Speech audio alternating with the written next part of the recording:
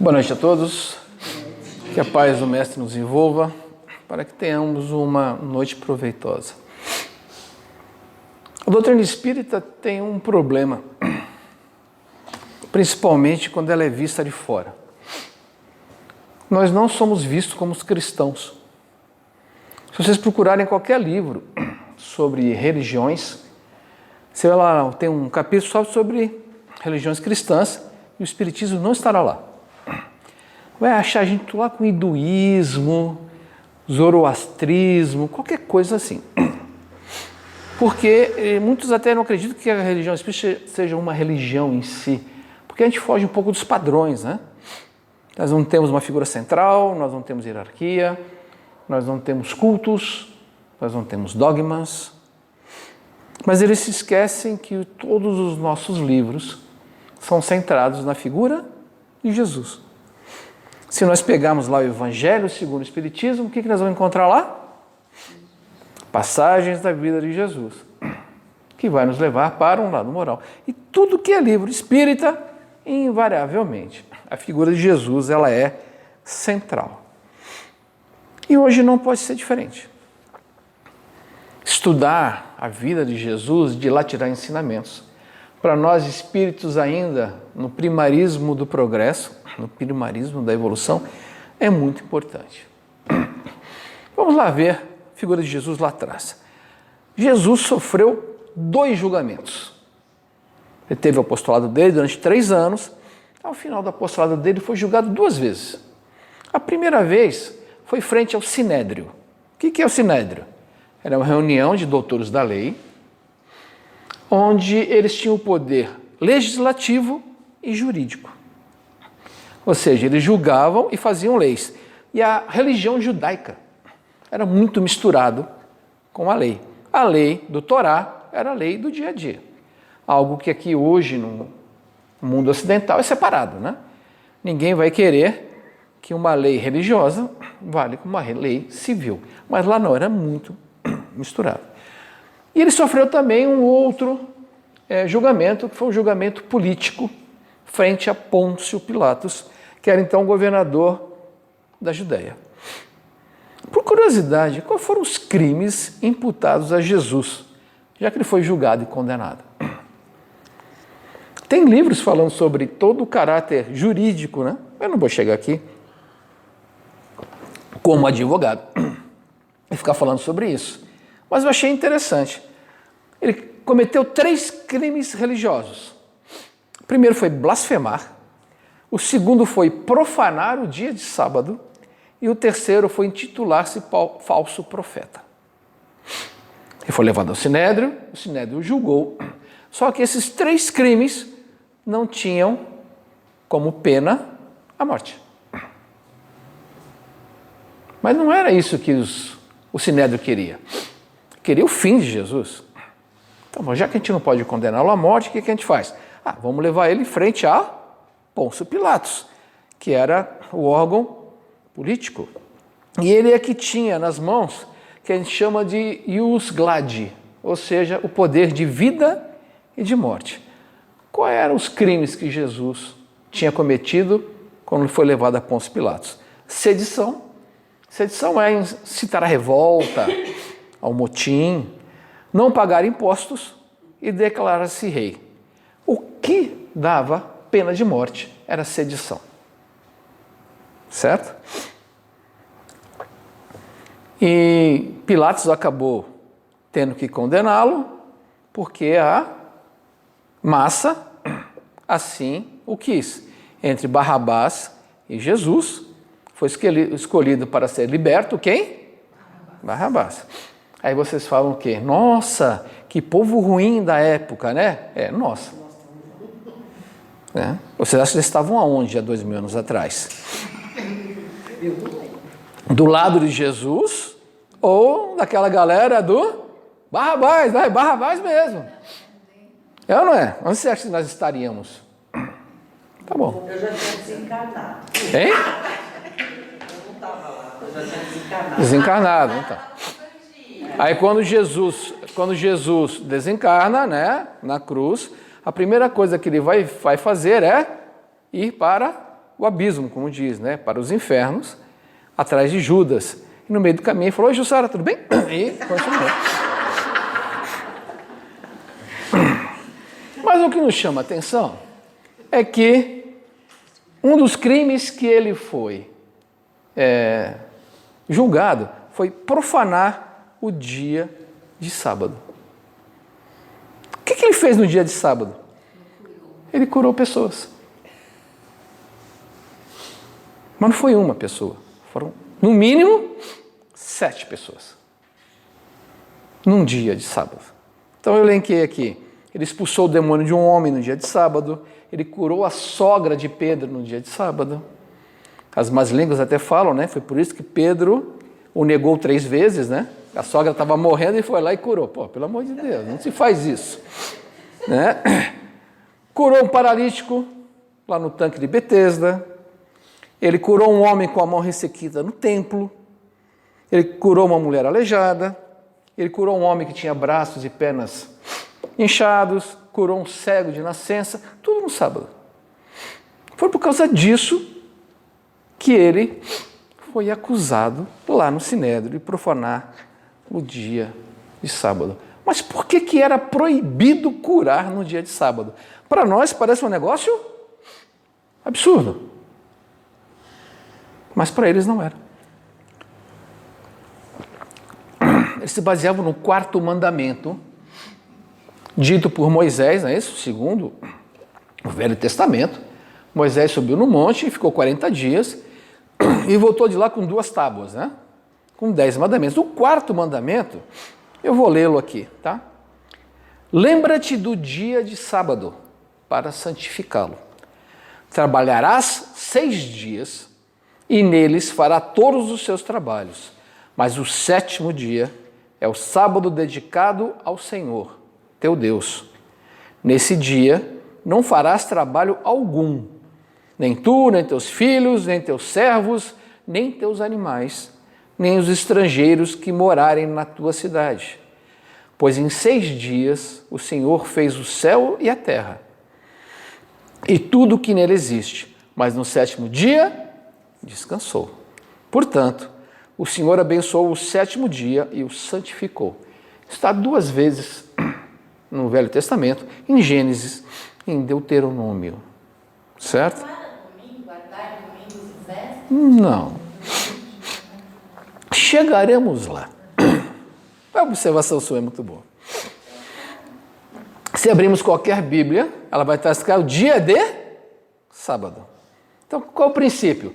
Deus criou o mundo em quantos dias? 6. Está escrito aqui. Ele criou em 6 e descansou no 7º. Como se Deus, né? Eu gosto bem alegórico, né? Bem alegórico. Quando Deus fosse descansar, né? Tudo bem. Então, já que Deus descansou no 7º dia, nós também vamos descansar no 7º dia. E os judeus chamaram esse dia de Shabat. Você quer dizer Shabat em hebraico? Descanso. Shabat nada mais é do que descanso. Eu e Dona Cleide tivemos a oportunidade de estar em Jerusalém nessa época, né? A cidade ferve, mas chega sexta-feira ao pôr do sol, até sábado, no início da noite, a cidade morre. Mas vocês não têm noção, mas nem passarinho voa. Se vocês chegarem em Jerusalém sábado de manhã, vocês não vão achar nada. Transporte, lojas fechadas, simplesmente tudo fechado, a cidade morre, mas morre literalmente. E a gente até aproveitou para conhecer o Mar da Galileia, logicamente levado por árabes, né? Os árabes não tem nada a ver com essa história, ele aproveitou para ganhar dinheiro. Então fomos para lá. Para vocês terem uma ideia do que é proibido ou não proibido fazer nesse Shabat, ou seja, sexta-feira ao pôr do sol, até sábado ao pôr do sol, 24 horas, são 39 proibições. Acharam muito?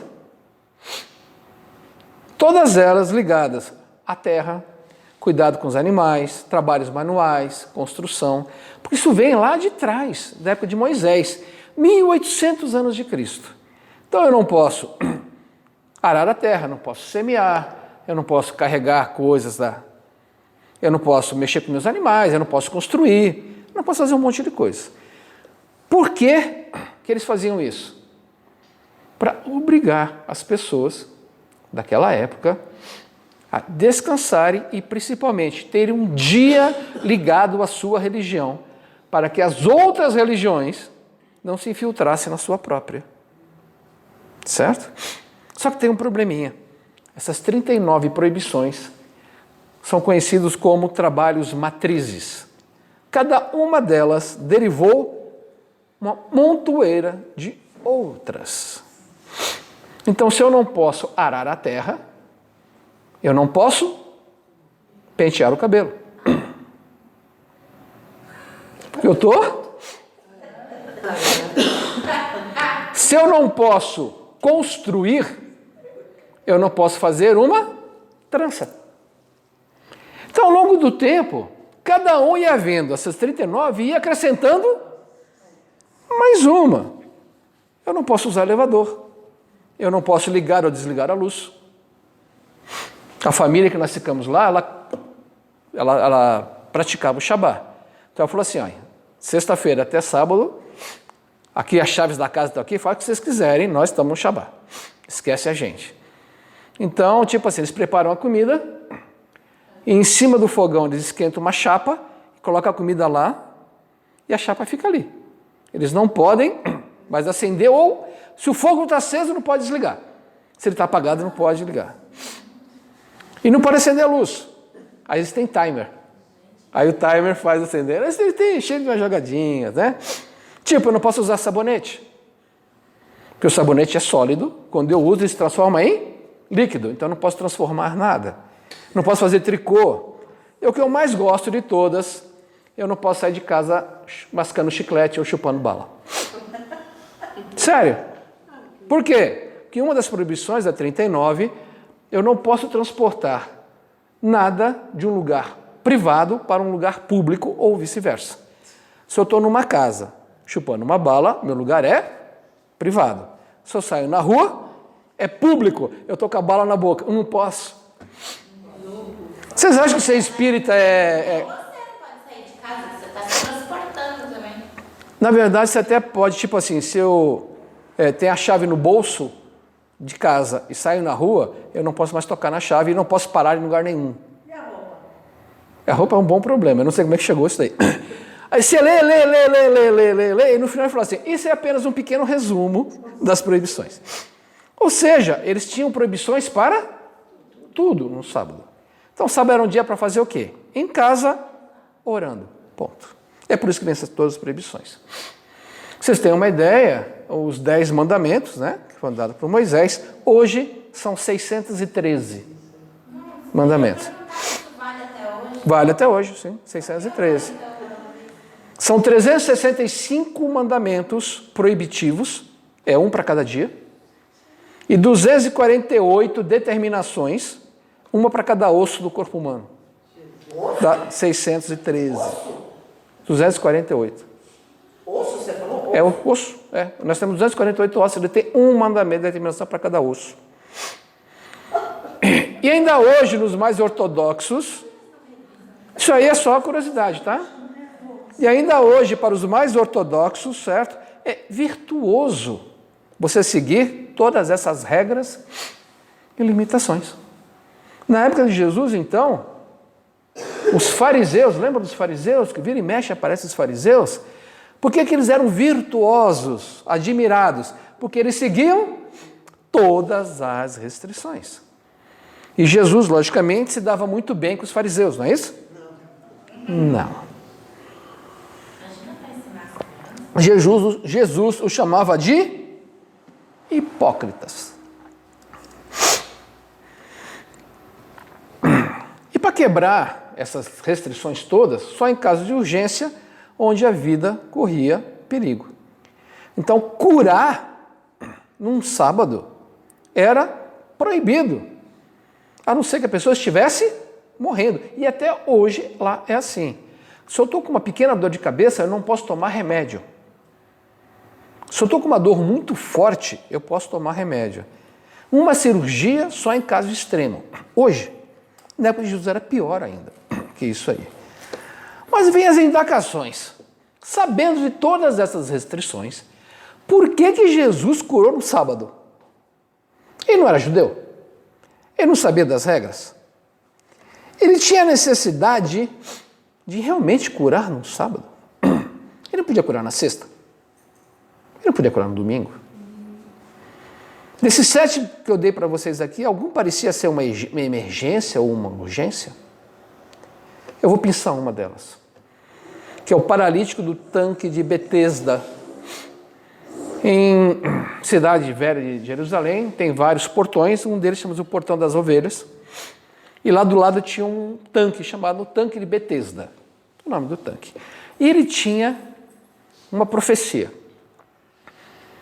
De vez em quando as águas do nada se movimentavam. E eles achavam que era um anjo vindo dos céus que agitavam aquelas águas. E quem fosse doente, o primeiro que entrasse e se banhasse nas águas agitadas seria curado. O que acontecia em volta do tanque de Betesda? Tinha cheio de gente lá esperando ela se agitar para entrar, ok? E lá havia um paralítico. Ele estava ali há 38 anos. E toda vez que a água se agitava, quem tinha perna, corria. E ele, paraplégico, paralítico, não tinha condições. E estava ali só há 38 anos. Um belo dia, Jesus, chegando a Jerusalém, vai ao tanque de Betesda, se dirige diretamente para ele, num sábado, e só pergunta para ele: queres ser curado? Ele olha e fala assim: sim, mas eu não consigo entrar no tanque, alguém tem que me ajudar quando a água se agitarem. E Jesus olhou bem para ele, sorriu e falou assim: levanta, pega a tua esteira e volta para casa. Ele olhou para Jesus, tipo assim: como assim? Aí ele levantou, ficou em pé, pegou a sua esteira, botou embaixo do braço e foi embora para casa. Foi o que o homem mandou. Na hora que ele saiu, tinha quem lá? Fariseus. Chamaram ele. Tu não sabes que a lei proíbe, que é proibido transportar coisas no sábado? E falou assim: mas o homem que me curou mandou eu pegar e levar para casa. E quem te curaste? Ele: não sei. Ele desapareceu, sumiu na multidão. Então você vê que Jesus podia ter curado ele na sexta-feira. Ele estava lá há 38 anos. No sábado? Ou no domingo? Ele não podia ir na sexta, sem causar problema? Ou no domingo, sem causar? Ele já estava há 38 anos lá. Não, Jesus vai no sábado. Mas ele não ficou só nessa. Jesus vai comer na casa de um dos líderes dos fariseus. Aí o cara vai lá, recebe ele, tudo bem. E na mesa tinha um homem todo inchado, pernas inchadas, braços inchados, chama hidropsia. Aí Jesus olhou para o doutor da lei, que era o dono da casa, e falou assim: é permitido curar no sábado? Ou não? Aí o fariseu olhou para ele assim, não respondeu, ele pegou na mão do homem, do lado do fariseu, e o curou instantaneamente. E depois disse assim: imagine que vocês tivessem um filho ou um animal que caísse num poço. Será que vocês não o tirariam de lá, mesmo sendo sábado? E aí o fariseu simplesmente não respondeu nada. Mas isso o pessoal ia marcando, né? Cadernetinha. Então ele curou lá no poço de Betesda, curou na casa de um fariseu, e como se lhe bastasse, depois ele foi para uma sinagoga, num templo, e lá tinha um homem com a mão ressequida. Ele chama o homem no meio da sinagoga, olhou para ele e falou assim: queres ser curado? Sim, Senhor. Ele coloca a mão na mão do homem e a mão volta ao normal. Aí os fariseus perguntaram para ele assim, mas a lei permite fazer curas no dia de sábado? Aí ele responde novamente, qual de vocês, se tivesse apenas uma ovelha e ela caísse numa vala num sábado, não iria tratar de tirá-la lá? Quanto mais vale uma pessoa do que uma ovelha? Evidentemente que é justo fazer bem num sábado. E cura o homem. Deu para ver que Jesus fez algo na frente de todo mundo, no tanque de Betesda, fez na casa de um fariseu e ainda fez na sinagoga. Por que motivo?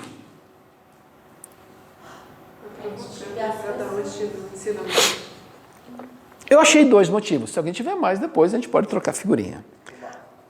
Para instigar eles a questionar, mas pelo visto não adianta. O primeiro é para trazer um novo ensinamento. Certo? Porque ele disse em Marcos, capítulo 2, versículos 23, o sábado foi estabelecido por causa do homem e não o homem por causa do sábado. Então, quando Moisés lá instituiu que o sábado devia ser um dia de descanso, era para favorecer quem? O homem. Mas as coisas foram mudando de maneira que o sábado se tornou mais importante que o próprio homem. E por que nós fazemos isso? Você percebeu? Parando para pensar que nós somos assim também? Muitas vezes a gente se apega muito mais à regra do que ao conteúdo, muito mais à aparência do que ao sentimento. Jesus nos ensina que nós devemos agir conforme a lei divina e não a lei dos homens. Os homens vão estabelecer várias legislações apoiadas em quê? Muitas vezes numa pretensa origem divina, não é isso? Para disciplinar o povo. Foi o que Moisés fez. Moisés trouxe várias leis, dizendo que veio diretamente de quem? De Deus, que Deus grafou na pedra. Para quê?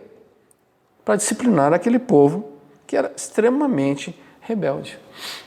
Mas nós, como somos muito apegados ao materialismo, ao exteriorismo, para a gente é mais fácil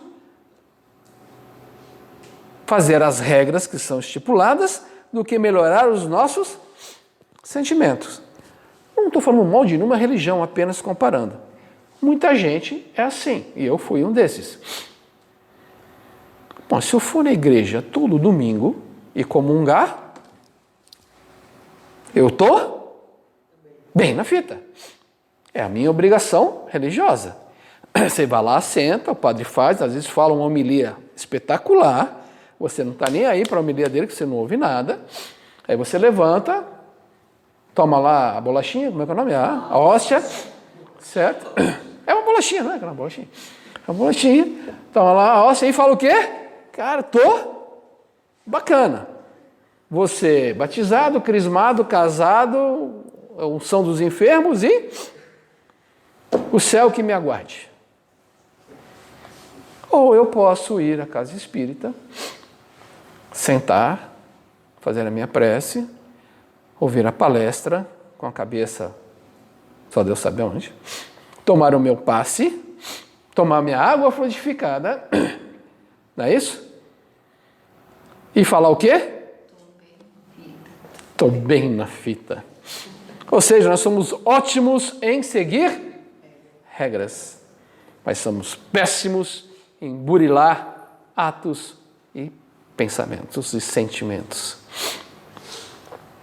Então, durante séculos, nós nos escondemos de nós mesmos, dando a desculpa que nós somos grandes seguidores.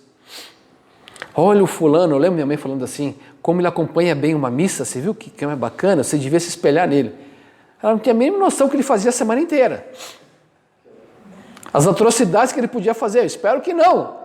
Mas só pelo fato de ele seguir aquela missa, né, que tem que ler um folhetinho lá, ela achava aquilo espetacular. Porque nós somos os fariseus modernos. como Jesus nos define, somos túmulos caiados de branco, bonitos por fora, mas podres por dentro. O fariseu, ele orava onde? No meio da praça. Lá em Jerusalém eu vi bem isso daí. E é exatamente isso que acontece. O cara bota toda uma indumentária, vai lá no Muro das Lamentações, e eu descobri porque chama Muro das Lamentações. Porque é um lamento mesmo. O cara rezando, parece que ele está morrendo. Ele balança, ele chora, ele esperneia, ele grita, ele gesticula. E todo mundo olha e fala assim, esse é um exemplo a ser seguido.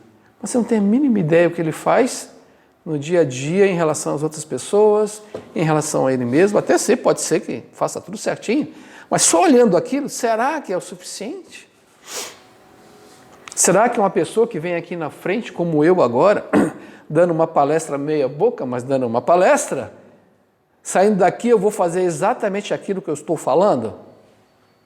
Duvido. Imagina eu falando aqui sobre paciência, sobre tolerância.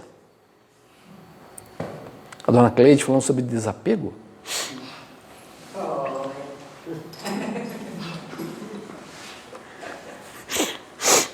Então hoje ainda o Cristo vem nos exortar, nós largarmos o nosso exteriorismo e voltarmos para dentro de nós mesmos. O que eu estou sentindo em relação a isso? O que eu estou fazendo? Estou deixando oportunidades aparecer? Nossa, eu realmente fui lá ajudar na barraca do pernil, lá no Jardim das Palmeiras? Fui lá e ajudei. Ah, não deu. Ah, não deu. Beleza, a gente entende. Certo? Mas se eu falei que ele tinha quantos motivos?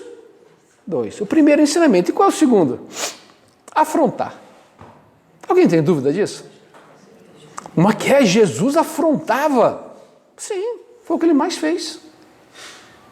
Afrontar no sentido não de se rebelar, mas de mostrar que aquilo que estava acontecendo estava errado. E existia um outro caminho. Ele vinha afrontar o que a gente chama de modus vivendi, ou seja, o jeito de viver, que é algo que nós temos que fazer no nosso dia a dia. Vocês já olharam para o nosso dia a dia? A televisão, as mídias, nos exortando a várias coisas. A disputas políticas e ideológicas o tempo inteiro, a nos separarmos por grupos, a uma sexualização precoce e exagerada. O importante é ser feliz, não importa a que preço. O importante é você ostentar bens, não importa a que preço.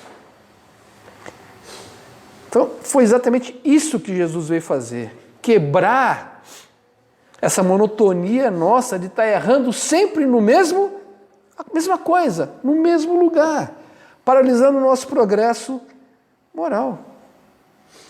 Nós estamos tão acostumados a nos prender aos ditames materiais que esquecemos que a lei que deve nos guiar no nosso dia a dia é a lei do amor divino.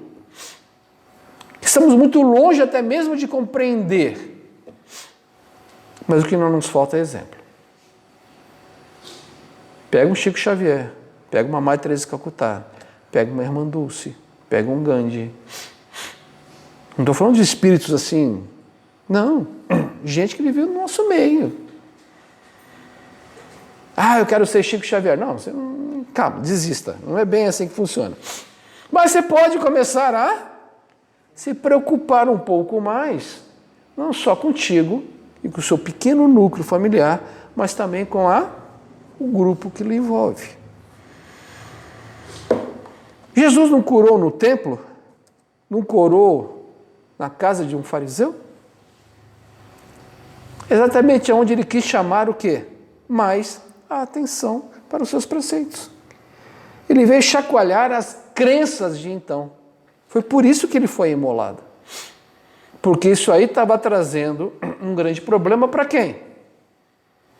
Para quem tinha o poder na época, que eram os fariseus. Eles falaram assim, não, esse cara está falando coisa muito fora do nosso dia a dia, e é com isso que a gente ganha dinheiro, é com isso que a gente tem poder. Está na hora de dar um fim nisso. Foi por isso que Jesus foi acusado, dentre outras coisas, de profanar o dia de sábado. Jesus vem nos livrar das convenções humanas, vem nos exortar a vivermos mais livres. Aí eu vou fazer um adendo. Kardec também afrontou a sua época?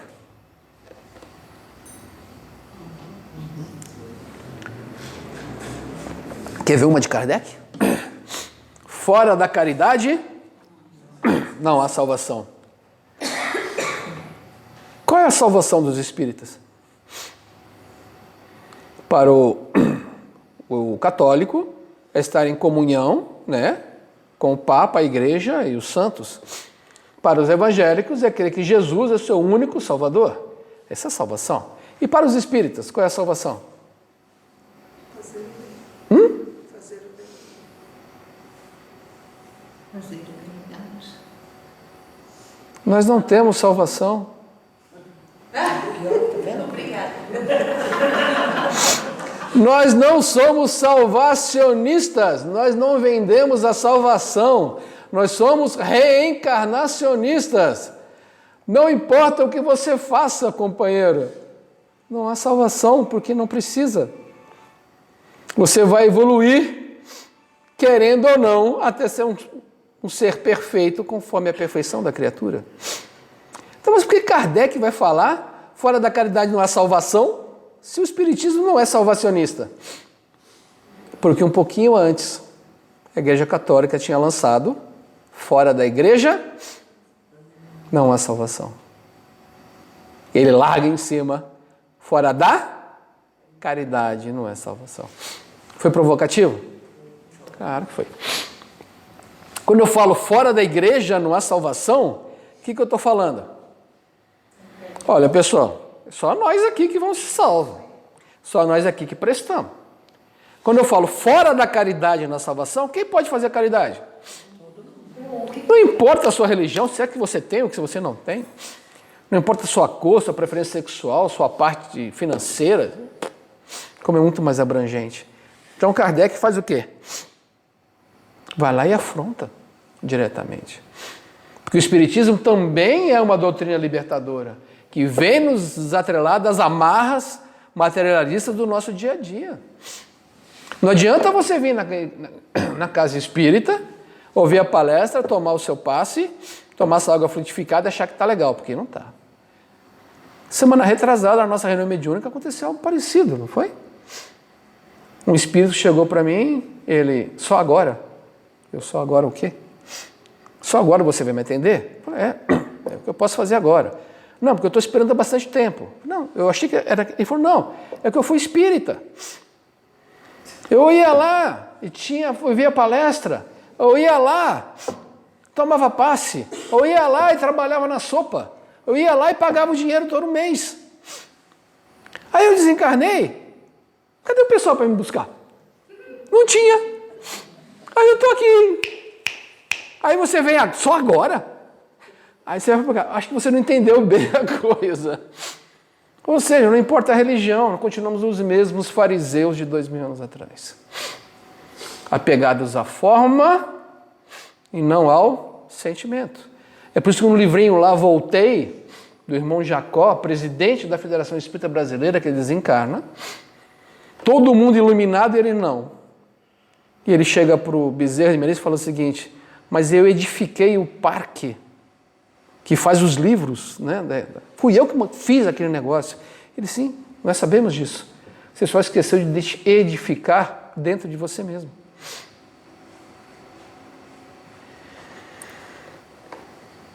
Então a nossa pequena conversa dessa noite é para nos lembrarmos que nós continuamos sendo os mesmos fariseus de sempre.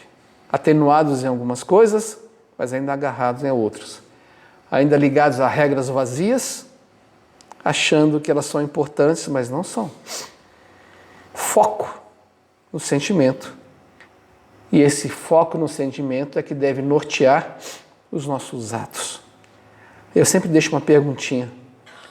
Qual são os exteriorismos que nós ainda estamos agarrados? Eu espero que vocês levem isso para casa e meditem sobre isso. Muito obrigado pela paciência de vocês.